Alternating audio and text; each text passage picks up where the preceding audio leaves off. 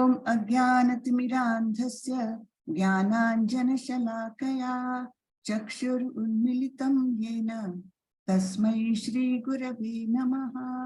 नमो ओम विष्णुपादाय कृष्णपृष्ठाय भूतले श्रीमते भक्तिवेदांत स्वामिन् इति नामिने। नमस्ते सारस्वते देवी गौरवाणी प्रचारिणे निर्विशेषाय शून्यवादी पाश्चात्य देश तारिणे। जयो श्री कृष्ण चैतन्य प्रभु नित्यानंदा श्री अद्वैत गदाधर श्रीवास आदि गौर भक्त वृंदा। हरे कृष्णा कृष्णा कृष्णा हरे हरे, हरे राम राम राम हरे हरे, हरे कृष्णा। चलिए सब लोग मिलके 3 बार बोलेंगे हरे कृष्णा महामंत्र। हरे कृष्णा कृष्णा हरे कृष्णा कृष्ण कृष्णा कृष्ण हरे हरे, हरे हरे राम हरे राम राम राम राम हरे हरे। हरे हरे कृष्णा कृष्णा कृष्णा हरे हरे हरे राम राम राम राम हरे हरे, हरे हरे हरे कृष्णा हरे कृष्णा कृष्णा कृष्ण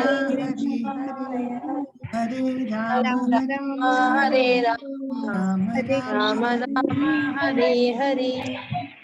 हरे कृष्णा।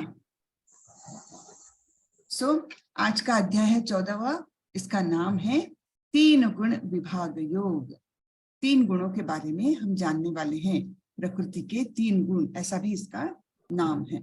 तो हमने अभी तक तो पढ़ चुके हैं कि प्रकृति के 3 गुण कौन से हैं। सत्वगुण, रजोगुण और तमोगुण। ये तो हमें अभी तक पता लग ही चुका है, लेकिन उसकी विशेषता क्या है। हाँ, हर आदमी कोई ना कोई गुण में रहता है, और ऐसा भी नहीं कि टोटली एक ही गुण में रहे। बहुत मुश्किल से कोई एकदम ही एक गुण में रहता है। जैसे एक व्यक्ति कोई एकदम ही सत्व गुण में है, हो सकता है, लेकिन रेयर होता है। जनरली हम लोग, सामान्य लोग कैसे होते हैं, कॉम्बिनेशन तीनों के होते हैं। जैसे किसी में 80% सत्वगुण रहेगा और 15% रजोगुण रहेगा और 5% तमोगुण रहेगा। ऐसा कॉम्बिनेशन हो सकता है, या अलग अलग तरीके के कॉम्बिनेशन होते हैं। इसलिए हर व्यक्ति का स्वभाव, हर व्यक्ति का बिहेवियर अलग अलग होता है। और ये 3 गुण किसके कंट्रोल में होते हैं? प्रकृति के 3 गुण प्रकृति के कंट्रोल में। किंतु इनको कंट्रोल करने वाला कौन है? कृष्ण है। हम प्रकृति के 3 गुणों के नियंत्रण में है, किंतु कृष्ण उन तीनों गुणों के नियंत्रक है ना। तो हमें करना क्या है? हमारा जीवन लक्ष्य क्या है? हमारा जीवन लक्ष्य है कृष्ण को प्राप्त करना, लेकिन इसके लिए हमें इन तीनों गुणों को लांघना पड़ेगा, इन तीनों गुणों के ऊपर उठना पड़ेगा, तब वहां पर कृष्ण है ना। जब तक हम तीनों गुणों से बद्ध है, तब तक तो हम कृष्ण तक जा नहीं सकते, हम बंधे हुए हैं। और बंधे हुए व्यक्ति की मदद कौन कर सकता है?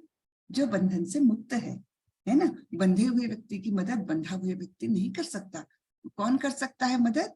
जो बंधन मुक्त है। तो ऐसे केवल है श्री कृष्ण, तो वो ही केवल हमारी मदद कर सकते हैं इस बंधन से भी छुटकारा पाने के लिए।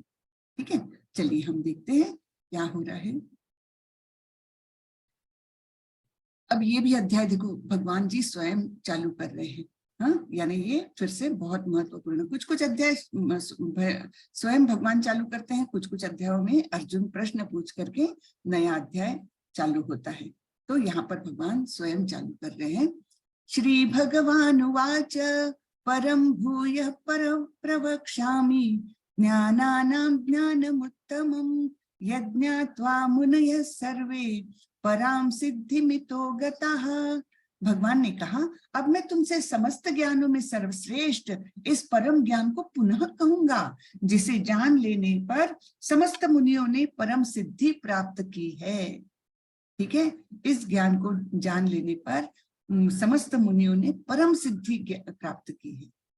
तो ऐसा ये सबसे परम ज्ञान ये भगवान बताने वाले हैं। तो 13वें अध्याय में यह स्पष्ट बताया है कि प्रकृति के गुणों की संगति के फलस्वरूप ही जीव इस भौतिक जगत में बद्ध हैं, है ना। प्रकृति के 3 गुणों के कारण हम यहाँ पर बंधे हुए हैं। तो उन्होंने ही हमें बांध के रखा है और कठपुतली की तरह हमें नचाते हैं।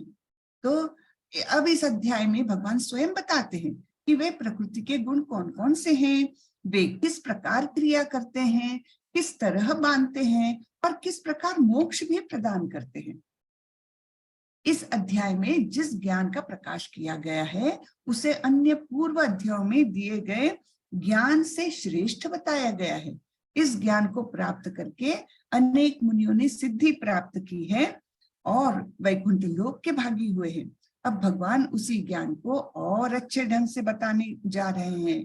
यह ज्ञान अभी तक बताए गए समस्त ज्ञान योग से कहीं अधिक श्रेष्ठ है और इसे जान लेने पर अनेक लोगों को सिद्धि प्राप्त हुई है।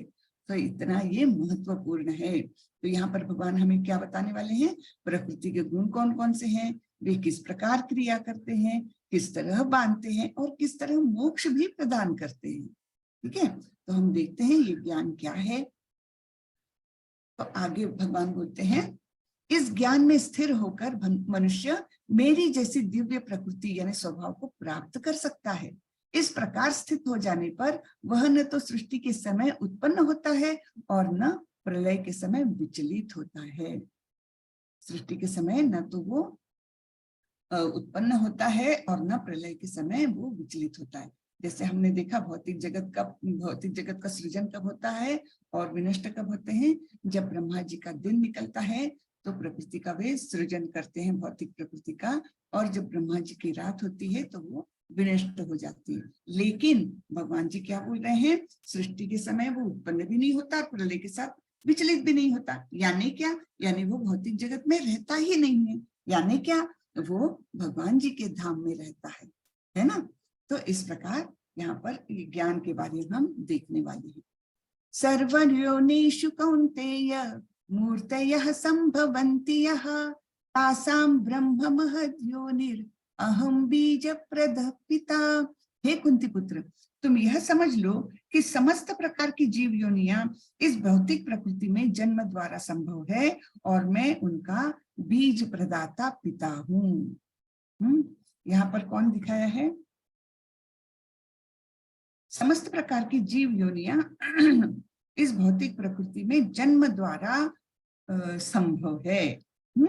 तो यहाँ पर ये कमल के फूल पर बैठे हुए ब्रह्मा जी दिख रहे हैं और ब्रह्मा जी सृष्टि का सृजन करते हैं प्रकृति का, किंतु बीज किसके द्वारा मिलता है, बीज मिलता है कृष्ण के द्वारा। अहम बीज प्रद पिता। तो सारे ही जीवों के बीज प्रद पिता कौन है, बीज देने वाले पिता कौन है, कृष्ण है। ये स्वयं कृष्ण बता रहे हैं, ठीक है, कि मैं ही बीज प्रदाता पिता हूँ सभी जीवों के लिए। हे कुंती पुत्र, तुम यह समझ लो कि समस्त प्रकार की जीव योनियां इस भौतिक प्रकृति में जन्म द्वारा संभव है और मैं उनका बीज प्रदाता पिता हूँ। यही है, पिछली स्लाइड में भी आया था।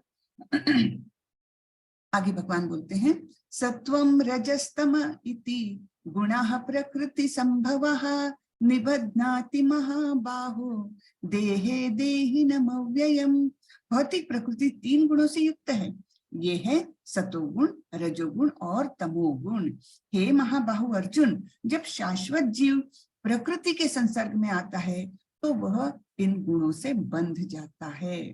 तो शाश्वत जीव यानी हमारी आत्मा है ना, हमारी आत्मा जो आध्यात्मिक है उसका स्वरूप आध्यात्मिक है, किंतु वह जब भौतिक प्रकृति के संसर्ग में आती है तो फिर क्या होते हैं कि आत्मा अपना स्वयं का स्वभाव जो है, ओरिजिनल जो स्वभाव है, जो ओरिजिनल उसकी स्थिति है, उसे भूल जाती है आत्मा, और फिर इस भौतिक प्रकृति में जब बंध जाती है तो अपने आप को देह मानने लगती है और फिर ये प्रकृति के 3 गुणों से बंधी हुई होने के कारण उन्हीं के इशारों पर नाचती है, ठीक है ना। तो अपना ओरिजिनल वो गुण भूल जाती है कि मैं कौन हूँ, मेरा अस्तित्व कैसा है, मेरा अस्तित्व कैसा है जानना चाहिए कि मैं तो कृष्ण का अंश हूँ और मैं अव्यय हूँ, अविनाशी हूँ, है ना, और मैं कृष्ण का नित्य दास हूँ। इस प्रकार की हमारी एक्चुअली आइडेंटिटी है।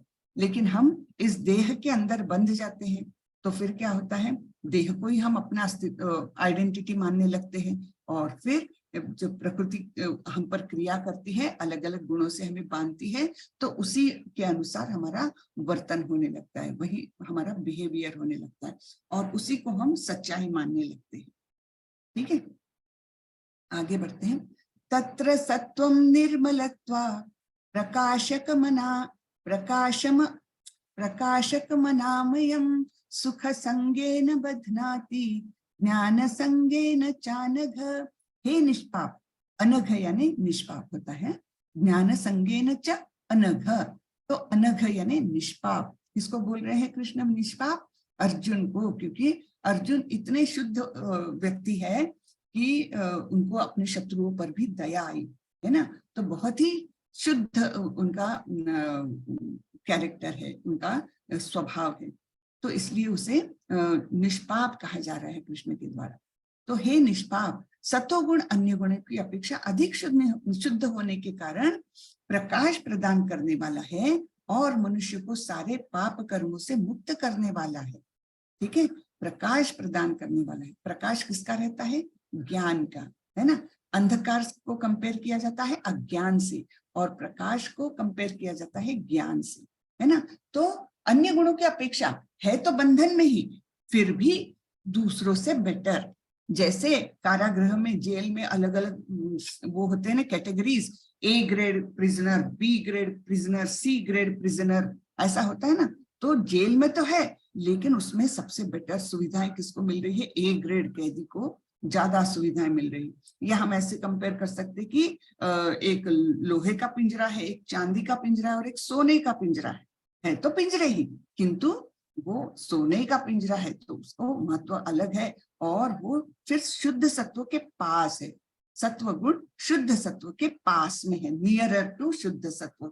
तो उससे क्या होता है, जब शुद्ध सत्व वाला, जब सत्व गुणी व्यक्ति थोड़ी भी प्रगति कर लेता है तो उसको शुद्ध सत्व में जाना सरल होता है दूसरों की अपेक्षा, क्योंकि दूसरों को तो अभी और सीढ़ियां लांघ करके ऊपर आना है। ठीक है ना।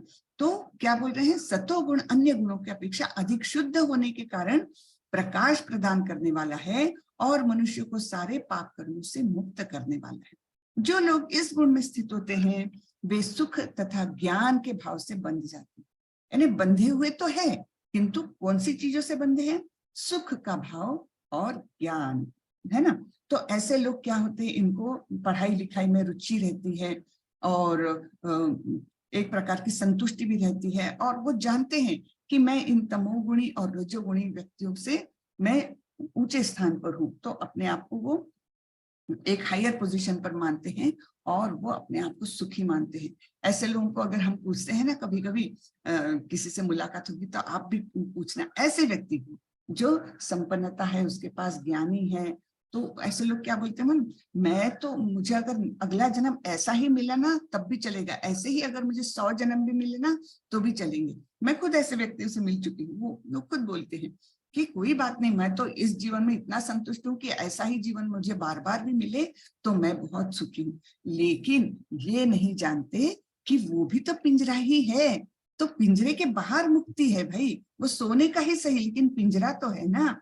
तो इसलिए ये भी एक बंधन है।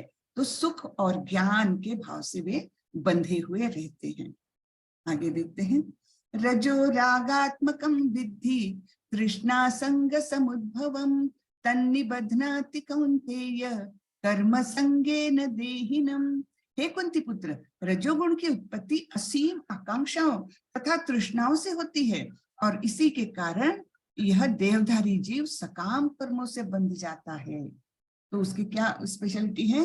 रजोगुण की उत्पत्ति असीम आकांक्षा, बहुत इच्छाएं रहती है और तृष्णा, जैसे एकदम जुनून जैसा रहता है कि मुझे ये भी पाना है, मुझे ज्यादा पैसे कमाने हैं, मुझे उससे ऊपर की पोजीशन चाहिए, है ना, इस प्रकार की, उससे बड़ा घर चाहिए, उससे अच्छा मोबाइल चाहिए, सबसे अच्छी कार चाहिए। ये जो उनकी आकांक्षाएं रहती ना, उनको पूरा करने के लिए वो दिन रात मेहनत करते हैं और मतलब एक जुनून जैसा उन पर सवार होता है कि मुझे ऊपर जाना है, ऊपर जाना है और अच्छा करना है। लेकिन उससे उनका सेटिस्फेक्शन नहीं होता, कोई भी लेवल पर उनका सेटिस्फेक्शन नहीं रहता है। तो फिर ये लोग कौन सी चीज से बंधे हैं? सकाम कर्मों से बंधे हैं ये लोग, कि मुझे ये चाहिए इसलिए मैं ये कर रहा हूँ। मुझे प्रमोशन चाहिए इसलिए मैं इतना काम कर रहा हूँ, इस प्रकार की उनकी टेंडेंसी रहती है। तो मोस्टली हमारे जीवन में हम देखते हैं बहुत सारे लोग आज की दुनिया में तो इसी में बंधे हुए हैं, रजोगुण में बंधे हुए हैं। हाँ, रजोगुण और तमोगुण का प्रादुर्भाव है इस कलयुग में। तो ये सकाम कर्मों से बंधे। सत्वगुण वाले कौन सी चीज से बंधे थे? सुख और ज्ञान से। और रजोगुण वाले सकाम कर्मों से, ठीक है ना। और दोनों की क्वालिफिकेशंस भी देखी थी अपन ने कि सत्वगुण का ये क्या है, वो ज्ञान के बारे में मतलब ज्ञान लेना चाहते हैं और उनको सुख और ज्ञान ये चीजें बांधती है। अब तमोगुण के बारे में सोचेंगे हम क्या बोल रहे हैं भगवान। तमस्त्वज्ञानजं विद्धि मोहनम सर्वदेहिनां प्रमादालस्य निद्राभिस्तन्निबध्नाति भारत। हे भरत पुत्र, तुम जान लो कि अज्ञान से उत्पन्न तमोगुण समस्त देहधारी जीवों का मोह है। इस गुण के प्रतिफल पागलपन यानी प्रमाद, आलस तथा नींद है जो बद्ध जीव को बांधती है। तो जो ज्यादा सोते हैं वो कौन से गुण में आए? ज्यादा जो सोते हैं ना, आवश्यकता से अधिक जो सोने वाले हैं, उनको ये तमोगुण बांधे रहता है। और आलसी लोग तो निश्चित रूप से तमोगुण से बंधे हैं। और ऐसे लोग फिर क्या होता है, ये धीरे धीरे नशे के आदी होते हैं, क्योंकि उनको समझता नहीं है कि क्या अच्छा है बुरा है, अज्ञान से ढके रहते हुए। तो भगवान बोल रहे हैं, हे भरत पुत्र, तुम जान लो कि अज्ञान से उत्पन्न तमोगुण, अज्ञान से ही उत्पन्न हो रहा है तमोगुण, समस्त देहधारी जीवों का मोह है, मोह होता है उनको। तो इस प्रकार हम तीनों गुणों को देख चुके हैं कि उनके लक्षण क्या है, कैसे हम पहचान सकते हैं। तो इस प्रकार सत्वगुण गुणी लोग ज्ञान और सुख की भावना से बंधे रहते हैं, और रजोगुणी लोग कौन सी से बंधे रहते हैं? कोई प्रकार की तृष्णा रहती है, सकाम कर्म है ना, सकाम कर्मों से बंधे रहते हैं। और ये लोग कैसे हैं? ये आलसी लोग हैं, तमोगुणी, और ज्यादा सोने वाले हैं, और एक प्रकार के पागलपन से पीड़ित है। हाँ, तो ये लोग जनरली नशे के आदी होते हैं। ओके, तो ये तीन गुण हमने देखे। अभी और भगवान डिटेल में और बताएंगे तीनों गुणों के बारे में। सत्वम सुखे संजयति रजः कर्मणि भारत ज्ञानमावृत्य तुत्तमः प्रमादे संजयत्युत। हे भरत पुत्र, सतोगुण मनुष्य को सुख में बांधता है, रजोगुण सकाम कर्म से बांधता है, और तमोगुण मनुष्य को के ज्ञान को ढककर उसे पागलपन से बांधता है। तो हमने सोचना चाहिए कि हमारे अंदर तमोगुण तो नहीं है, कम से कम तमोगुण को दूर फेंको। कम से कम आलस होगा, जो तमोगुणी लोग रहते ना, आज का काम कल पर ढकेलते हैं। अरे आज नहीं करता हूँ मम्मी, कल कर दूंगा। फिर कल बोलेंगे तो अरे आज नहीं करता मम्मी, अब कल कर दूंगा ना। आज करे सो काल कर, काल करे सो परसों, ऐसे बोलने वाले ये लोग रहते हैं। और ओरिजिनल क्या है? ओरिजिनल है काल करे सो आज कर, आज करे सो अब, पल में परलय होएगी बहुरी करेगा कब, है ना। तो ज्ञानी लोग ऐसा बोलते हैं कि नहीं, कल का चीज आज ही कर डालो, पता नहीं कब क्या हो जाए। और तमोगुणी लोग क्या बोलेंगे? काल कर, आज करे सो काल कर, काल करे सो परसों। अभी इतनी जल्दी क्या है, जब जीना है बरसों है ना। जब हमें बरसों जीना है तो आज का काम कल पर टालो, कल का काम परसों पर टालो, ऐसे ये तमोगुणी लोग बोलते हैं। लेकिन अच्छा क्या है, अभी कर लो, कल का काम भी अभी कर लो, पता नहीं कल क्या हो जाएगा। तो ये सतोगुणी लोग करते हैं, ठीक है। हे भरत पुत्र, कभी कभी सतोगुण रजोगुण तथा तमोगुण को परास्त करके प्रधान बनता है ना। यानी सतोगुण प्रधान हो जाता है किसी किसी में, तो कभी रजोगुण सतो तथा तमोगुण को परास्त कर देता है, और कभी ऐसा होता है कि तमोगुण सतो तथा रजोगुणों को परास्त कर देता है। इस प्रकार श्रेष्ठता के लिए निरंतर स्पर्धा चलती रहती है। इन तीनों गुणों में स्पर्धा चलती रहती है, कोई इधर से खींच रहा, कोई इधर से खींच रहा, कोई उधर से खींच रहा, और इसमें जिसका बल ज्यादा होगा वो जीतने लगेगा, दोनों को डोमिनेट कर लेगा। तो यही बता रहे हैं कि कभी कभी तीनों में से एक गुण ज्यादा प्रधान बनता है और वो बाकी दोनों को कमजोर बनाता है। तो हमने क्या करना चाहिए, हमने सबसे पहले तो हमारा सत्व गुण बढ़ाना चाहिए। सत्व गुण ताकतवर हो जाएगा तो धीरे धीरे रजो और तमो गुणों को वो दबा देगा। ओके, ये देखिए यहाँ पर पिक्चर दिखाया है, ये हमारा मन है बीच में सर, ये बीच में जो दिख रहा है वो हमारा मन है, और इनको ये तीनों रजोगुण, सतोगुण और तमोगुण खींच रहे हैं। कभी कोई भारी पड़ता है, कभी कोई भारी पड़ता है। तो हमारे मन में अलग अलग विचारों का जो प्रादुर्भाव होता है ना, वो इसी कारण कि हमें प्रकृति के तीन गुण अपने एक तरफ खींच रहे हैं। जैसे कभी कभी हमारे मन में द्वंद्व चलता है, अरे नहीं नहीं, मैंने उसके साथ ऐसी बात करना चाहिए, बेचारा अच्छा आदमी है। तो दूसरा मन बोलेगा नहीं नहीं, हमने तो उसको अच्छे से डांट लगानी चाहिए, पता नहीं उस कैसा आदमी है वो। यानी अपने ही मन में द्वंद्व चलते रहता है। कोई एक बार मन में लगता है कि अच्छा बिहेव करे, दूसरा मन बोलता नहीं नहीं ठीक है, जो खराब ही बिहेव करना चाहिए लोगों के साथ, उनको सबक सिखाना चाहिए, और तीसरा और भी कोई सलाह देता है। तो इस प्रकार हमारे मन में बहुत सारे विचार एक ही सिचुएशन को लेकर उठते रहते हैं। तो हमने सोचना चाहिए इनमें सबसे अच्छा कौन सा है, सत्व गुण क्या, कौन सा विचार रिप्रेजेंट कर रहा है। ठीक है, सत्व गुण की अभिव्यक्ति को तभी अनुभव किया जा सकता है जब शरीर के द्वार ज्ञान के प्रकाश से प्रकाशित होते हैं। यानी जब सत्व गुण हमारे शरीर में वृद्धि करता है ना, हम मन में प्रोमिनेंट होता है, तब क्या होता है, हमारे शरीर के 9 द्वार, उन 9 द्वारों को प्रकाशित करता है। इन द सेंस सभी जगह पर हमें हेल्दी महसूस होता है, सभी इंद्रिय हमारी हेल्दी महसूस होती है। ठीक है, तो सत्व 9 द्वार कौन से हैं, शरीर के सारे द्वार बोला है ना, तो शरीर में 9 द्वार है हमारे।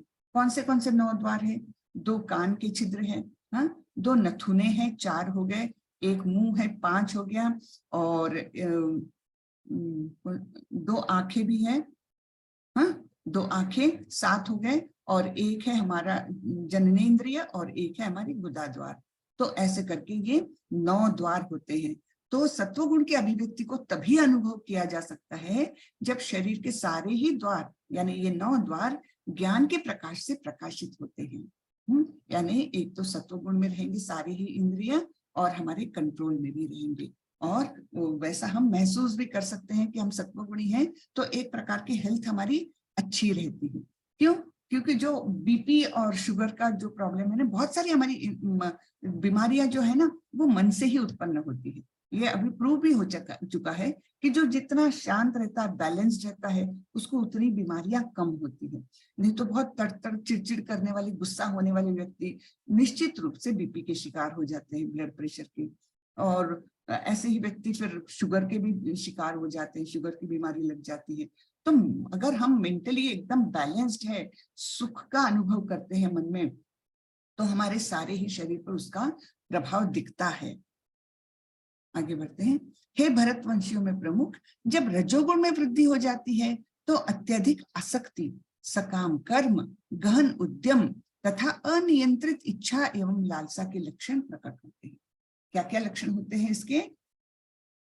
अत्यधिक आसक्ति, मेरा घर, हाँ, मेरा परिवार, मेरे बच्चे, बहुत आसक्ति रहती है मेरा मेरा करने की।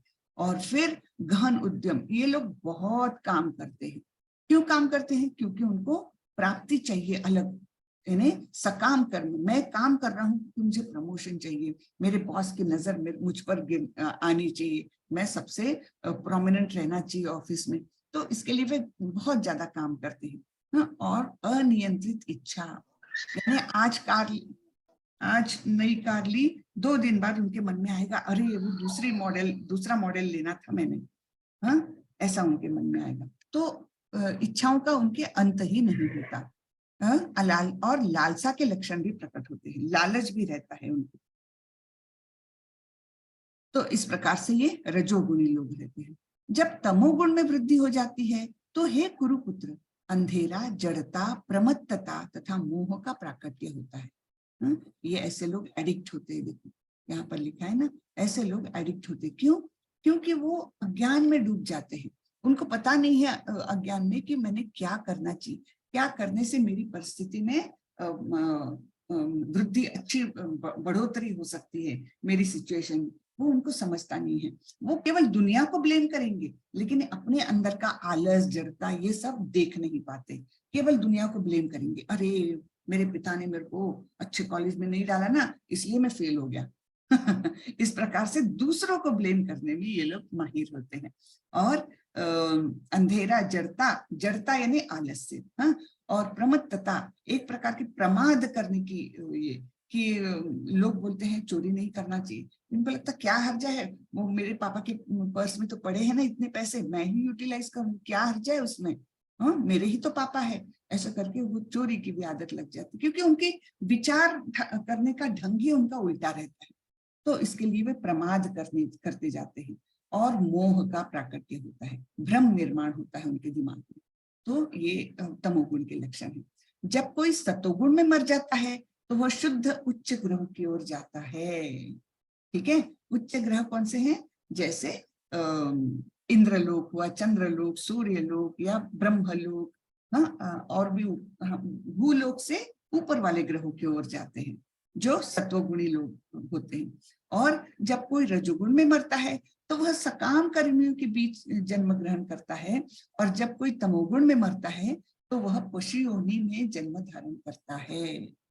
तो हमको इसलिए जानना जरूरी है कि हम कौन से गुण में हैं, कम से कम सत्व गुण में तो रहे।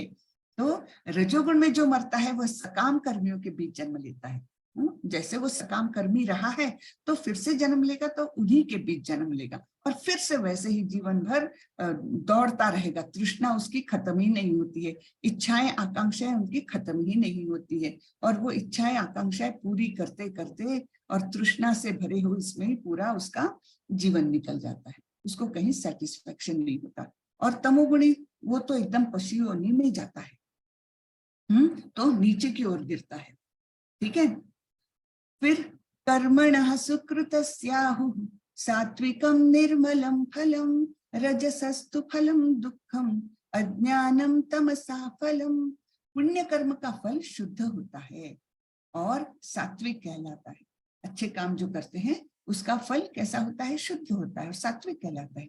लेकिन रजोगुण में संपन्न कर्म का फल दुख होता है, और तमोगुण में किए गए कर्म मूर्खता के प्रतिफलित होते हैं। ठीक है, तो ये हर एक का जो कर्म है उसका रिजल्ट भी बताया है कि जो पुण्य कर्म का फल होता है वो शुद्ध होता है और सात्विक फल कहलाता है। रजोगुण में दुख मिलता है। क्यों दुख मिलता है?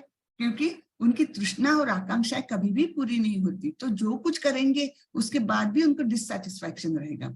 और तमोगुण तो मूर्खतापूर्ण कार्य करते हैं, तो उसका तो क्या कहना है ना।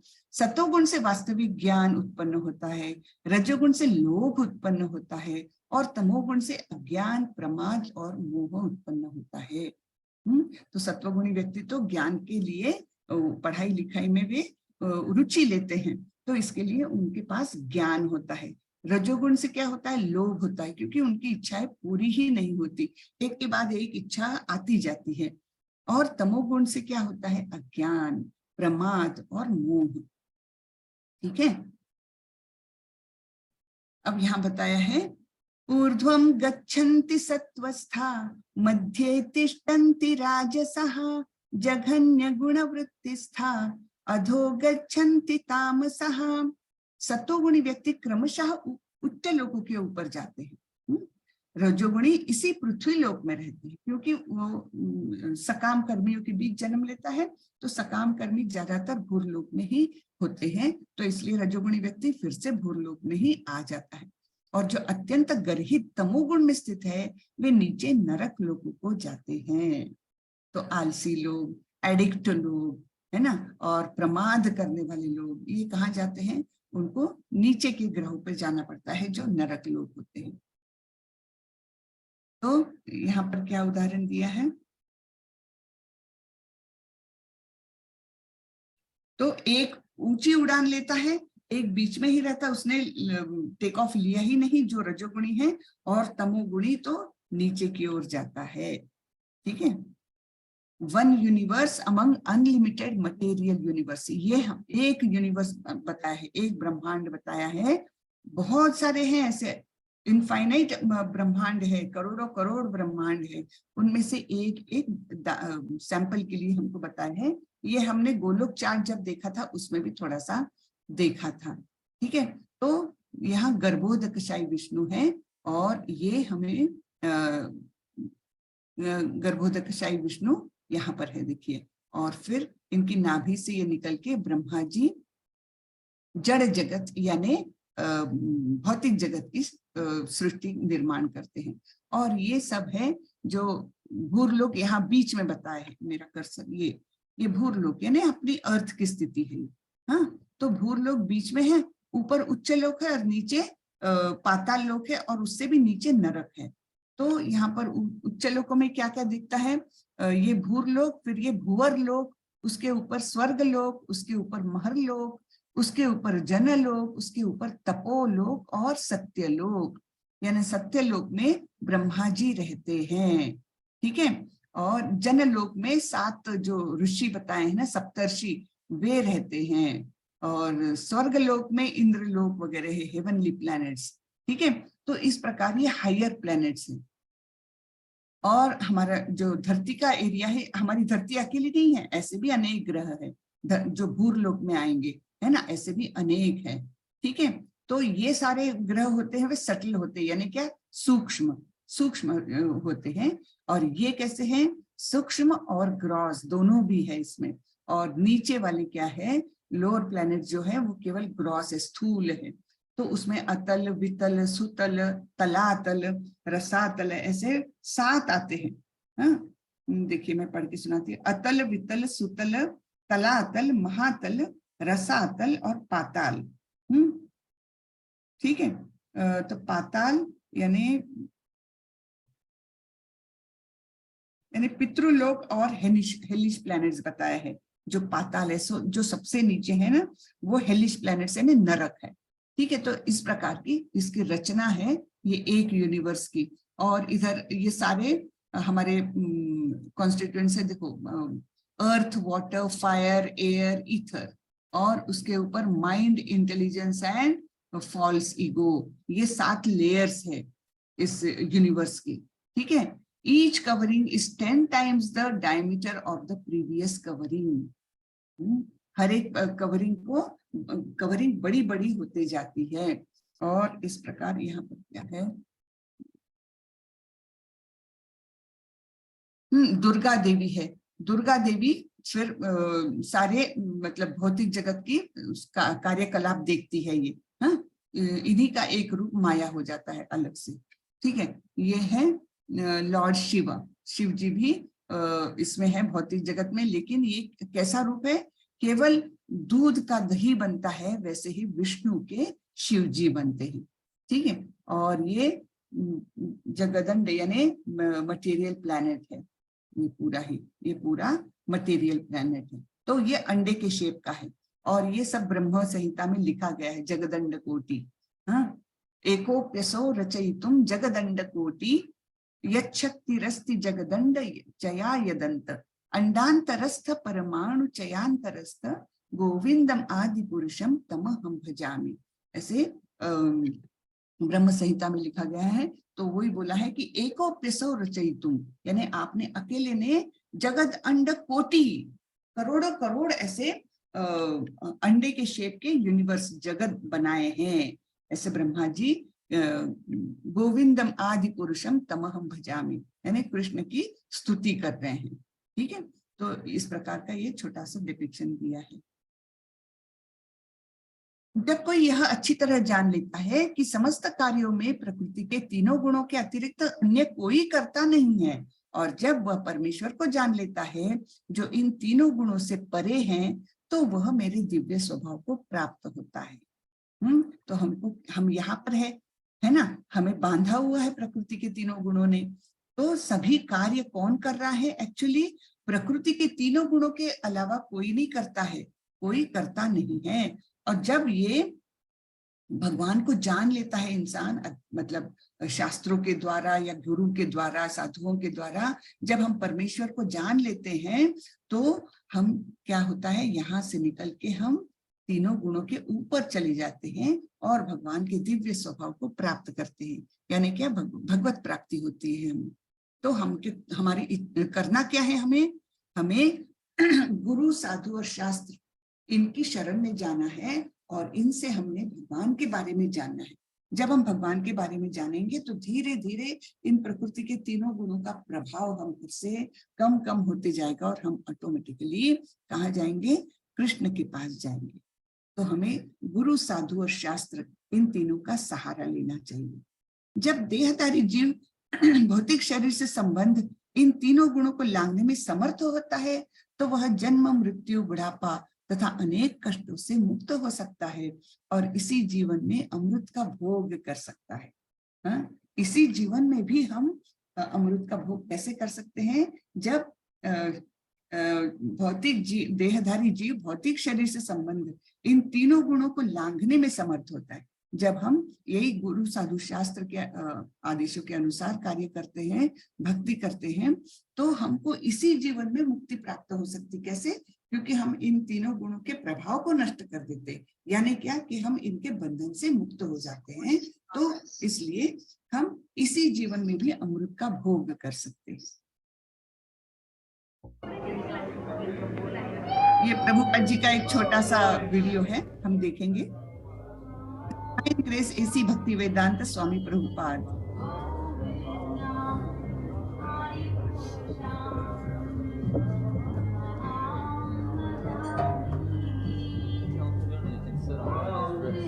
छोटा सा है, हम देखते हैं थोड़ा।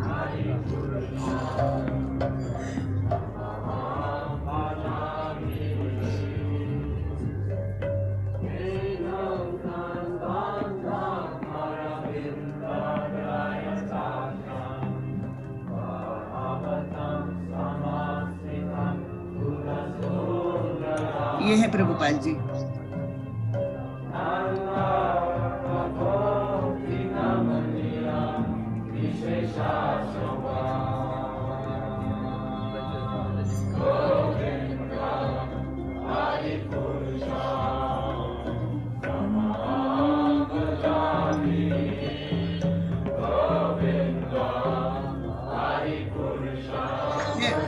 ये ब्रह्म संहिता।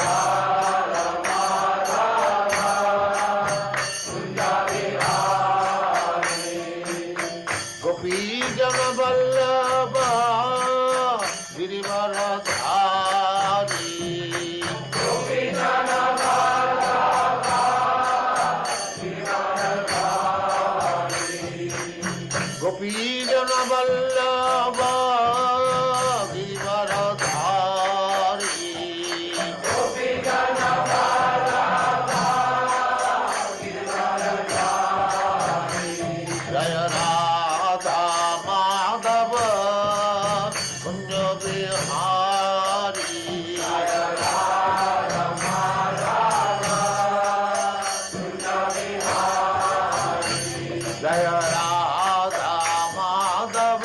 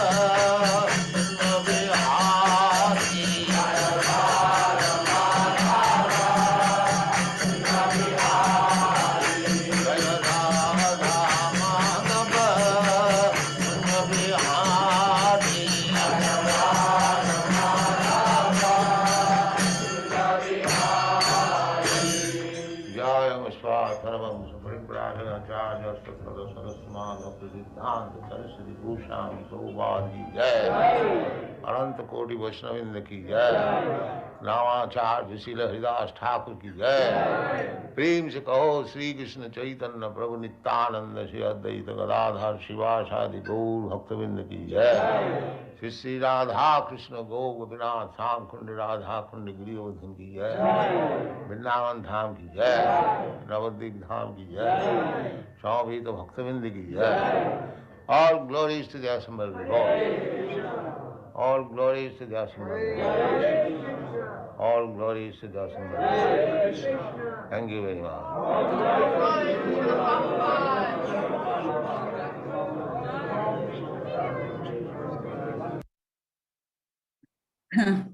तो देखा ना आपने, प्रभुपाद जी कैसे थे, जैसे एक चिंतामणि पत्थर होता है ना, जिसी को भी टच कर लेगा, लोहे को टच कर लेगा तो उसको सोना बना देगा। इस प्रकार से उन्होंने अमेरिका जाकर इतना अद्भुत कार्य किया कि हिप्पीज जो थे, जो पूरे समाज के लिए वहां पर समस्या बने हुए थे, उनको हैप्पीज बना दिया। हिप्पीज से हैप्पीज। हाँ, ये सारे लोग जो थे एकदम, उनको तो कोई बैकग्राउंड तो था ही नहीं भक्ति का, लेकिन केवल प्रभुपाद जी का सामर्थ्य था, प्रभुपाद जी की भक्ति थी कि उनको उन्होंने पूरी तरह से अध्यात्म में ला लिया। और आज भी कोई भी जो भक्त मिलते हैं, अगर उन्होंने प्रभुपाद जी को स्वयं देखा है, उनसे बात की है, तो हम लोगों के मन में एकदम ऐसा आदर भाव आता है कि अरे बाप रे, ये प्रभुपाद जी से, प्रभुपाद जी के साथ रहे हैं, प्रभुपाद जी से दीक्षा ली है, अरे बाप रे, इतना ज्यादा रिस्पेक्ट है, एकदम जैसे लोहे को भी स्पर्श कर दे तो सोना बन जाए, इस प्रकार का प्रभुपाद जी का कार्य था। ठीक है ना। तो आज भी हमको भी स्पर्श हुआ है बुक्स के माध्यम से, है ना, हमको भी प्रभुपाद जी की कृपा मिली है बुक्स के माध्यम से। तो हमने बुक्स बहुत अच्छे से पढ़नी चाहिए उनकी, और उससे बोध लेना चाहिए, क्योंकि वे पूरी गुरु शिष्य परंपरा से उनको ज्ञान प्राप्त था, और वो स्वयं बहुत उच्च स्तर के भक्त थे। ठीक है ना, बहुत ही उच्च स्तर के थे। चलिए आगे बढ़ते हैं।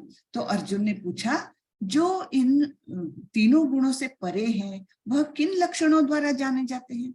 अभी तक भगवान ने बताया कि कैसे ये हमें बांधते हैं, तो वो व्यक्ति कैसे बिहेव करता है। अगर सत्वगुण में है तो उसको ज्ञान और सुख में बंध जाता है, रजोगुण में है तो वो सकाम कर्मों से बंध जाता है, तमोगुण में है तो वो अज्ञान से और आलस से बंध जाता है, मोह से बंध जाता है। इस प्रकार भगवान ने काफी चीजें बताई हैं।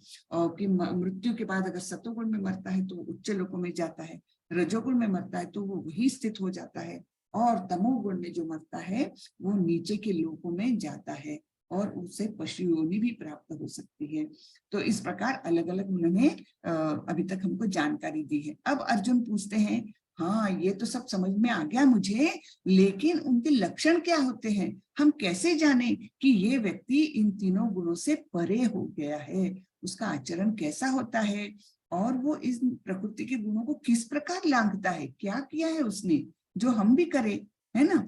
तो उस पर भगवान जवाब देते हैं। ये 22 से 25 3 श्लोकों का सार है ये। भगवान ने कहा, हे पांडुपुत्र, जो प्रकाश, आसक्ति तथा मोह के उपस्थित होने पर न तो उनसे घृणा करता है और न लुप्त हो जाने पर उनकी इच्छा करता है। यानी क्या कि कभी अच्छे दिन भी आ गए, हाँ, आसक्ति और मोह के उपस्थित होने पर उनसे घृणा भी नहीं करता, कि कभी कभी ऐसी सिचुएशन आ जाती है तो उससे भी घृणा नहीं करता और न ही उनके उपस्थित होने की इच्छा करता है। जो भौतिक गुणों की इन समस्त परिक्रियाओं से निश्चल तथा अविचलित रहता है और यह जानकर कि केवल गुण के क्रियाशील उदासीन, केवल गुण ही क्रियाशील है, उदासीन अथवा दिव्य बना रहे। वो जानता है कि केवल प्रकृति के 3 गुण ही काम कर रहे हैं, इसलिए उसके प्रति वो उदासीन रहता है और अपने आप को ऊंचे स्तर पर दिव्य बनाए रखता है। जो अपने आप में स्थित है और सुख तथा दुख को एक समान मानता है, जो मिट्टी के ढेले, पत्थर एवं स्वर्ण के टुकड़े को समान दृष्टि से देखता है। यानी उसको कोई भेंट में मिट्टी का ढेला दे दे या कोई सोने की ईंट दे दे, उसके लिए उसके मन में समभाव रहता है कि चलो ठीक है, कोई बात नहीं, जो है सो अच्छा है, ठीक है। इस प्रकार वो उदासीन रहता है इन चीजों के लिए। जो अनुकूल तथा प्रतिकूल में के प्रति समान रहता है, परिस्थिति चाहे अनुकूल हो यानी उसके फेवरेबल हो या ना हो, फिर भी वो एक समान रहता है, ठीक है ना। जो धीर है और प्रशंसा तथा बुराई, मान तथा अपमान में समान भाव से रहता है। जो शत्रु तथा मित्र के साथ समान व्यवहार करता है और जिसने सारे भौतिक कार्यों का परित्याग किया है, ऐसे व्यक्ति को प्रकृति के गुणों से अतीत कहते हैं। यानी प्रकृति के गुणों से को उन्होंने लांघ लिया है। तो ये सारे गुण उनमें दिखाई देते हैं और तब हम पहचान सकते हैं कि ये तो प्रकृति के 3 गुणों को लांघ चुका है, ठीक है ना। तो उसने सारे ही भौतिक कार्यों का परित्याग कर दिया है। ऐसे व्यक्ति को गुणों से अतीत समझा जाना चाहिए। मां च यो व्यभिचारेण भक्ति योगेन सेवते सगुणान् समतीत्यैतान् ब्रह्म भूयाय कल्पते। जो समस्त परिस्थितियों में अविचलित भाव से पूर्ण भक्ति में प्रवृत्त होता है, वह तुरंत ही प्रकृति के गुणों को लांघ जाता है और इस प्रकार ब्रह्म के स्तर तक पहुंच जाता है, ठीक है। तो क्या बोल रहे हैं, समस्त परिस्थिति में, हाँ, परिस्थिति चाहे जो भी हो, ये नहीं कि आज अच्छा लग रहा है, आज सब कुछ अच्छा है, घर में सब लोग प्रसन्न मूड में है तो मैं भक्ति कर रहा हूँ, और कल किसी ने चिड़चिड़ कर दी, कोई बीमार है ना, घर में कुछ नुकसान हो गया है, कुछ बुरी परिस्थिति है तो मैं भक्ति में नहीं हूँ, ऐसा नहीं है ना। वो हमेशा भक्ति में रहता है चाहे परिस्थिति कैसी भी हो, तो वह तुरंत ही प्रकृति के गुणों को लांघ जाता है। और इस प्रकार जब प्रकृति के गुणों को लांघ गया तो इस प्रकार वो ब्रह्म के स्तर तक तो तुरंत ही पहुंच जाता है। ब्रह्मणो हि प्रतिष्ठाहम् अमृतस्य अव्ययस्य च शाश्वतस्य च धर्मस्य सुखस्य एकांतिकस्य च। और मैं ही उस निराकार ब्रह्म का आश्रय हूँ जो अमर्त्य, अविनाशी तथा शाश्वत है और चरम सुख का स्वाभाविक पद है, ठीक है। निराकार ब्रह्म यानी हमने देखा था ना ब्रह्म ज्योति, उसका भी मैं ही आश्रय हूँ जो अमर्त्य, अविनाशी तथा शाश्वत है, क्योंकि वो भगवान से ही निकला हुआ प्रकाश है, इसलिए वो उसका न तो मृत्यु है, वो अविनाशी है और हमेशा रहने वाला शाश्वत है और चरम सुख का स्वाभाविक पद है। यहाँ पर सबसे ऊंचे स्तर का सुख मिलने का ये स्वाभाविक पद है। ओके। जीव यद्यपि स्वभाव से ब्रह्म होता है और अपनी स्वाभाविक स्थिति में जीव तीनों गुणों से परे होता है, लेकिन क्यों परे होता है? क्योंकि जीव क्या है? जीव तो आध्यात्मिक है, हम तो कृष्ण के अंश है, इसलिए स्वाभाविक रूप से हमारे ओरिजिनल स्वरूप में हम तीनों गुणों से परे हैं, है ना। हमारी आत्मा जो है इन तीनों गुणों से परे हैं, लेकिन प्रकृति के संसर्ग से वह अपने तीनों गुणों सतो रजो तथा तमोगुणों में बांध लेता है, अपने आप को वो बांध लेता है ना। यानी आध्यात्मिक जगत से आया हुआ वो जीव जो अविनाशी है, अव्यय है, भगवान का शाश्वत अंश है, वो प्रकृति के संसर्ग में आने के बाद क्या होता है, वो अपने आप को देहधारी समझने लगता है और फिर देहधारी होने के साथ साथ वो भौतिक जगत से एकदम संपर्क में आकर के उसी का अपने आप को हिस्सा मानने लगता है। तब ये तीनों गुण उसको बांध लेते हैं। इन्हीं तीनों गुणों के संसर्ग से के कारण उसमें भौतिक जगत पर प्रभुत्व जताने की इच्छा होती है ना। ये तीन गुणों के कारण क्या होता है, हम अपने आप को भौतिक जगत में हमारी ये जमीन है, हमारा ये खेत है, हमारा ये देश है, हमारा ये समाज है, इसमें अपने आप को बढ़ावा देता है। यानी क्या कि मेरी जमीन ज्यादा है, तुम्हारी कम है, इस पर प्रभुत्व जताने की जो इच्छा रहती है, मालकियत बताने की जो इच्छा रहती है, वो उसमें जागृत होती है। पूर्ण कृष्ण भावना में भक्ति में प्रवृत्त होने पर वह दिव्य पद को प्राप्त होता है और उसमें प्रकृति को वश में करने की इच्छा दूर हो जाती है। ठीक है ना। जब हम कृष्ण भावना में आते हैं, जब भक्ति में हम आते हैं, तो हमारा स्वाभाविक जो स्वरूप है उसकी हमें जानकारी प्राप्त होती है और हम वो इच्छा जागृत कर सकते हैं कि हमारे स्वाभाविक रूप में हम जाएं। स्वाभाविक रूप कौन सा है, फिर से बताती हूँ कि हम भगवान के शाश्वत अंश है और हम भगवान के नित्य दास है। ये हमारा स्वाभाविक पद है, दिव्य पद है हमारा। लेकिन उसको भूल जाने के कारण हम प्रकृति के तीनों गुणों से बनते हैं। लेकिन कृष्ण भावनामृत में आने के बाद ये हम प्रकृति के वश में रहने की इच्छा, प्रकृति को वश में करने की इच्छा हमारी दूर होते जाती है। अतएव भक्तों की संगति करके भक्ति की 9 विधियां श्रवण, कीर्तन, स्मरण आदि का अभ्यास करना चाहिए। धीरे धीरे ऐसी संगति से तथा गुरु के प्रभाव से मनुष्य की प्रभुता जताने वाली इच्छा समाप्त हो जाएगी और वह भगवान की दिव्य प्रेमा भक्ति में दृढ़ता पूर्वक स्थित हो सकेगा। भगवान की भक्ति अति सरल है।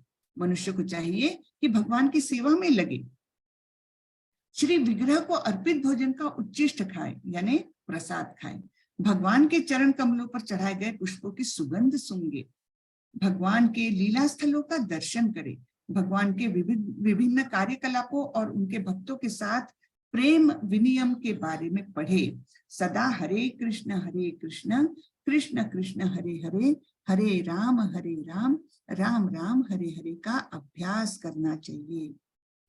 क्या होता है, हम जब महामंत्र का जाप करते रहते तब क्या होता है, मैंने आप लोग को बताया था कि हमारे मन के कल्मश सबसे पहले दूर होने लगते हैं। चेतो दर्पण मार्जनम, जैसे कोई आईना साफ करते हैं ना, हम कपड़े से उसके ऊपर की धूल मिटाते हैं, साफ करते हैं, तो वैसा ही इफेक्ट होता है जब हम हरिनाम का जप करते हैं, तो हमारा जो मन है वो धीरे धीरे साफ होने लगता है। तो ये तो पहली सीढ़ी है और उसके बाद हमारा सब अच्छाई और डेवलप होने लगती है। तो ये हमारा आज का पीपीटी खत्म हुआ है। किसी को और कुछ इसके बारे में कुछ पूछना है तो प्लीज हैंड रेज कर सकते हैं।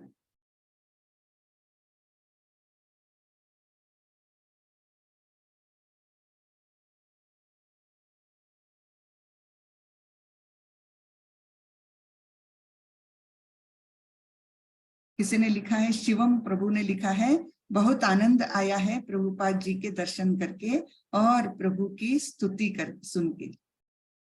हरे कृष्ण।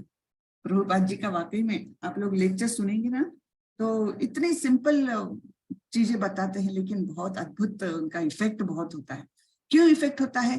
कोई ऑर्डिनरी आदमी आकर के हमको कोई उपदेश देकर जाए तो हम पर इफेक्ट नहीं होता, लेकिन वही किसी दिव्य पुरुष से हम कोई साधारण सी भी बात सुन लेते ना, हमारे मन पर उसका बहुत असर होता है। तो यही असर प्रभुपाद जी की वाणी सुनकर होता है, बहुत ही ज्यादा असर होता है हमारे मन में। हरे कृष्ण जी। किसी ने पूछा है, माता जी जो आप प्रभुपाद जी का वीडियो दिखाती है वो हमें मिल सकता है? आप लोगों को ये तो अभी जो रिकॉर्डिंग है ना वो मिल जाएगी आप लोगों को, तो उसी में देख लीजिए, क्योंकि ये पीपीटी जो बना है वो टेम्पल में बना है और उन्होंने वो सब डाले हुए वीडियोस। तो ओरिजिनल वीडियो तो मेरे पास है नहीं, लेकिन कौन सी स्तुति, एक मिनट जी। तो आप लोगों को ये वीडियोस मिल सकते हैं, मैंने लिंक एक बार डाली थी मेरी प्लेलिस्ट की, तो वो दोबारा से एक बार डाल देंगे, तो उसमें सारे अपलोड हो रहे हैं अभी वीडियोस, सारे ही अपलोड हो रहे हैं रोज के, तो उसमें आप देख सकते हैं।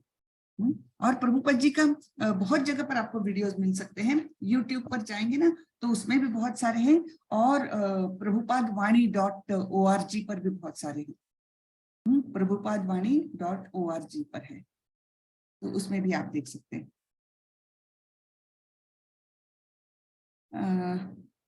जो प्रभुपाद जी संग गा रहे थे वो ही स्तुति चाहिए, यानी जो ब्रह्म संहिता, वो ब्रह्म संहिता के बारे में, और फिर एक भजन गा रहे थे, जय राधा माधव। आपको कौन सा चाहिए शिवम प्रभु? आप बात कर सकते हैं अनम्यूट करके।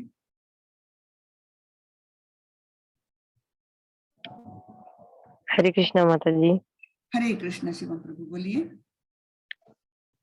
माता जी जो प्रभुपाद जी स्तुति गा रहे थे भजन, वही भजन हाँ चाहिए। वो भजन ना, अरे मतलब वो तो आपको उसको यूट्यूब लर्न पर भी करने मिल के जाएगा। लिए। जय राधा माधव आप टाइप करिए, जय राधा माधव यूट्यूब पर आपको आराम से मिल जाएगा। जी माता। जय राधा जी माता। माधव कुंज बिहार, वो मिल जाएगा आपको यूट्यूब पर। जी माता। जी माता जी, थैंक्स। जय यही राधा पूछना माधव था। इतना टाइप करेंगे ना तो आपको आराम से मिल जाएगा। ओके, जी माता जी। हरे कृष्णा माता जी। हरे कृष्णा। और किसी को कुछ पूछना है आप हैंड रेज कर सकते हैं। तो आज हमने प्रकृति के 3 गुणों के बारे में सुना है, तो आप अपने आप को कैटेगराइज करिए कि मैं कौन से समय में कौन से गुण में हूँ। थोड़ा सा इंट्रोस्पेक्शन है ना, अपने आप पहचानना, ये कार्य थोड़ा सा आप लोग करेंगे। माता जी एक क्वेश्चन आया है। माता जी मेरा सवाल है, माया में और 3 गुणों में क्या अंतर है?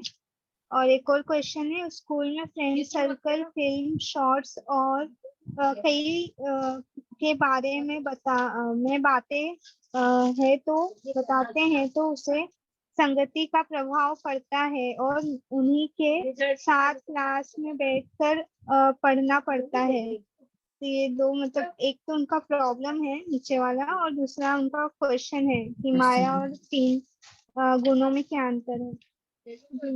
माया यानी सभी मिलकर बोला है, और माया के ये 3 गुण हैं अलग अलग, मतलब 3 क्या बोलेंगे, 3 फैकल्टीज है, हाँ, अलग अलग प्रकार से। अरे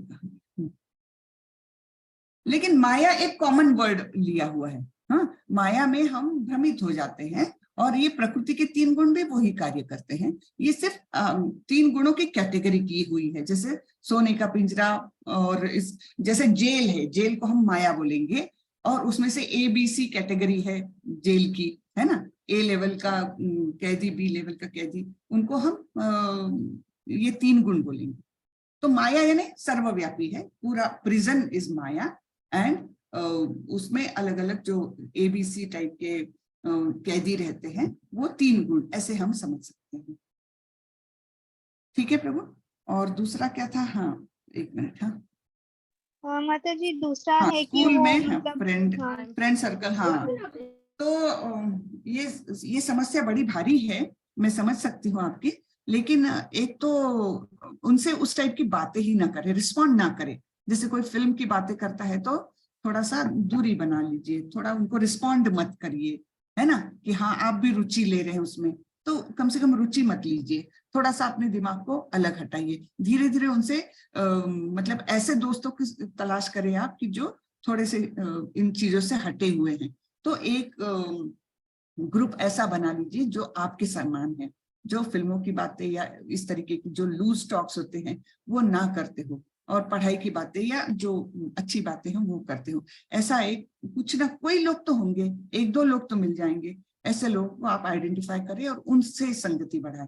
ऐसे लोगों से एटलीस्ट आप रिस्पॉन्ड ना करें, अब उनके साथ बैठना भी पड़ता है तो भी ऐसी बातों की तरफ ध्यान ना दे शुरू में तो, हाँ, और फिर धीरे धीरे करके वो ग्रुप से आप हट जाइए, है ना, क्योंकि ऐसी बातें नहीं करना चाहिए, उसमें समय भी जाता है, अपनी बुद्धि भी भ्रष्ट होती है, और फिर यही माया के बंधन हमें और बांधने लगते हैं।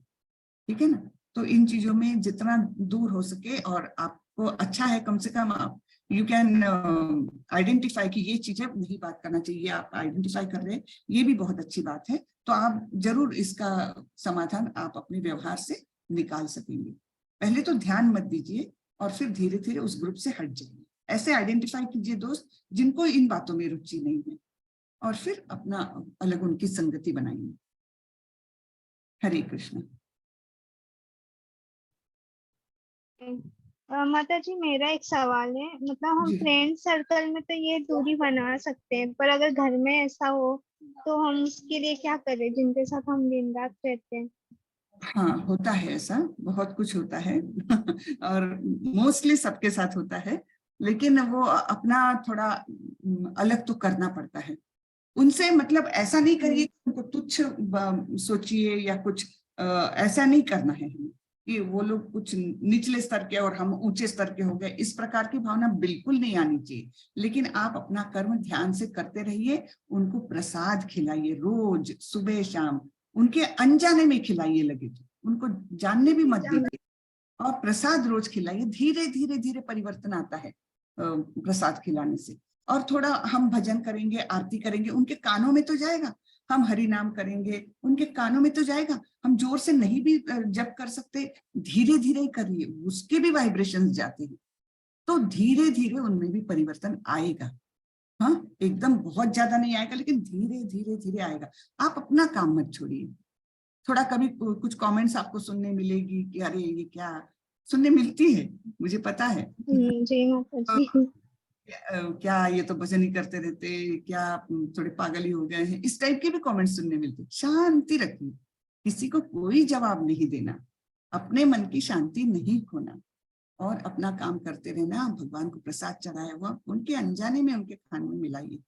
बहुत भक्ति भाव से भगवान को प्रसाद चढ़ाइए, और उनके वैसे लेते हैं, जान करके लेते हैं, प्रसाद ग्रहण करते हैं तो बहुत अच्छी बात है। नहीं तो प्रसाद भी नहीं ग्रहण करना चाहते तो उनके अनजाने में खाने में मिला दीजिए, रोज मिलाइए, और धीरे धीरे उसका इफेक्ट होगा। अपने वाइब्रेशंस उनको दीजिए, उनके वाइब्रेशंस हमने नहीं लेना है। ठीक है, जी माता जी। गुड हरे वाइब्स कृष्ण। उनको दीजिए। ठीक है, चलिए। तो अभी प्रश्न है किसी के? माता जी ये क्लास मंथ होगी क्या? यस होगी, 3 जुलाई से स्टार्ट हो रहे हैं फिर से क्लासेस, तो आप लोग ज्वाइन करिए, जिनको भी इच्छा है जरूर ज्वाइन करिए। ठीक है, ओके।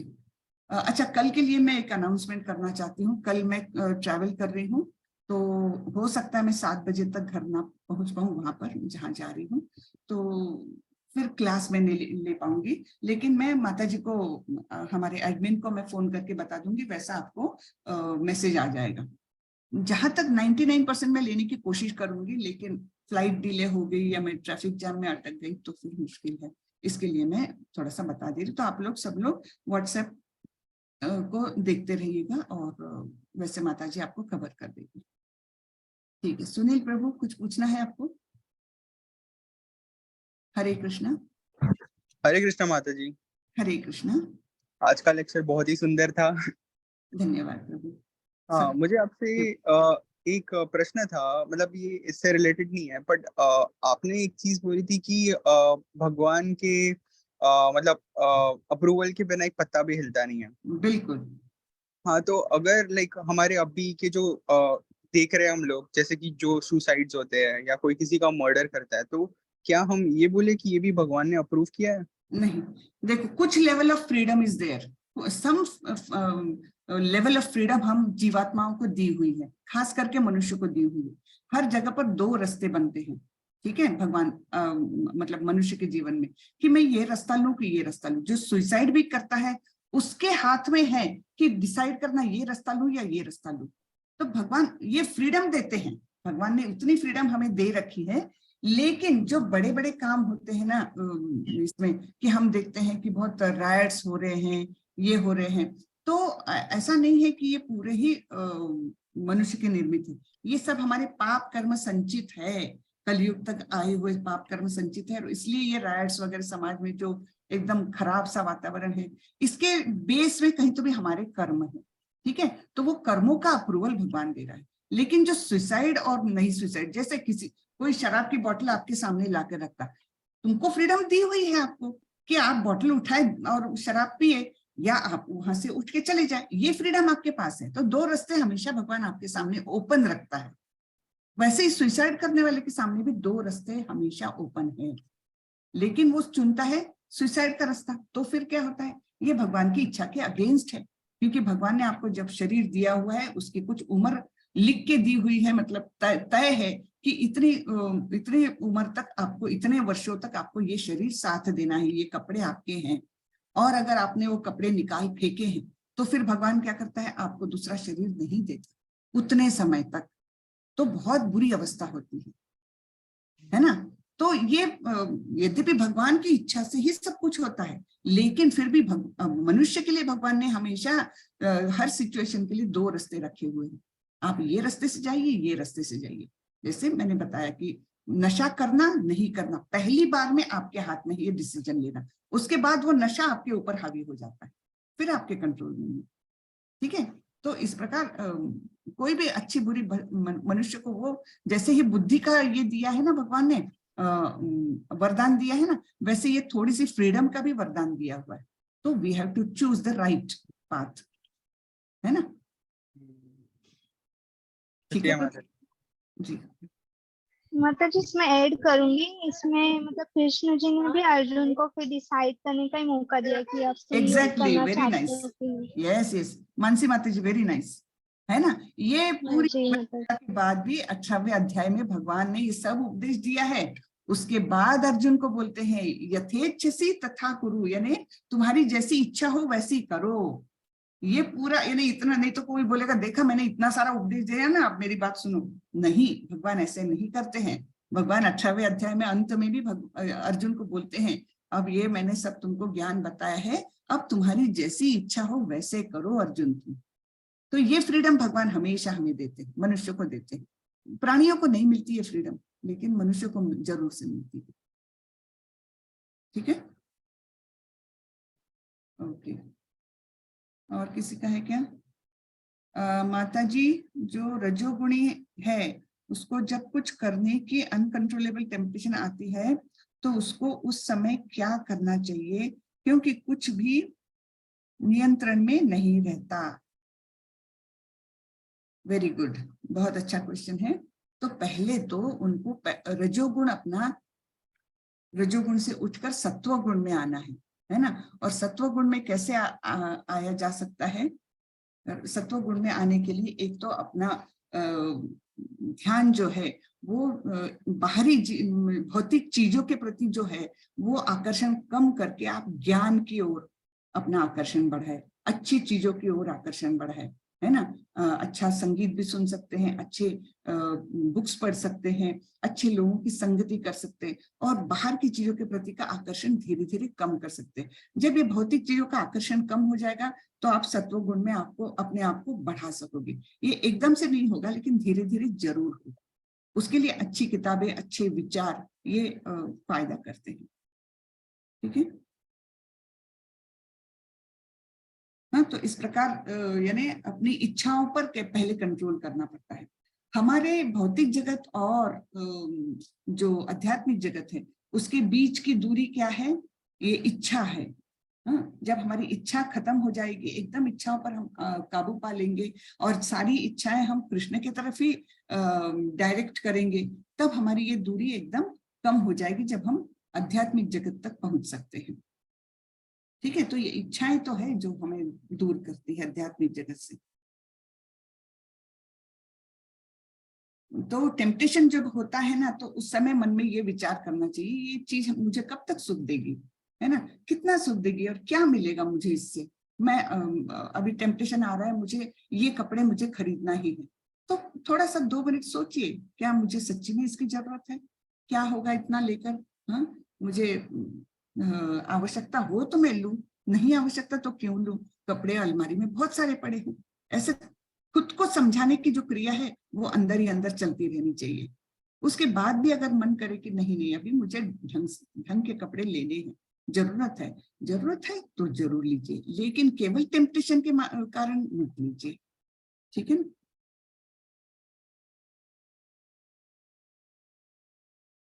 हरे कृष्ण। तो सबके सवाल हो गए हैं मुझे लगता है। तो हम हाँ माता जी। हाँ, तो मानसी माता जी, मैं आपको या फिर खुशी माता जी को हाँ जी। खबर कर दूंगी। हाँ, जितना जल्दी हो सके खबर करूंगी। मेरी फ्लाइट वहां पहुंचेगी करीबन 5 बजे। अगर डिले हो गई तो मैं तुरंत से खबर कर दूंगी जैसे लैंड होती हूँ, या फिर होपफुली मैं 6 बजे तक घर पहुंच जाना चाहिए, तो 7 बजे का क्लास ले सकूंगी। ओके माता जी। हरे कृष्णा। हरे सभी को हरे कृष्णा। होपफुली कल मिलते हैं, नहीं तो हम परसों मिलेंगे, और एक दिन हम कहीं तो भी या तो 2 अध्याय एक साथ ले लेंगे या फिर एक दिन ऐड ऑन करना पड़ेगा। उसके लिए मैं बहुत क्षमा प्रार्थी हूँ, लेकिन जाना पड़ेगा मुझे। ओके, हरे कृष्णा, कल मिलेंगे।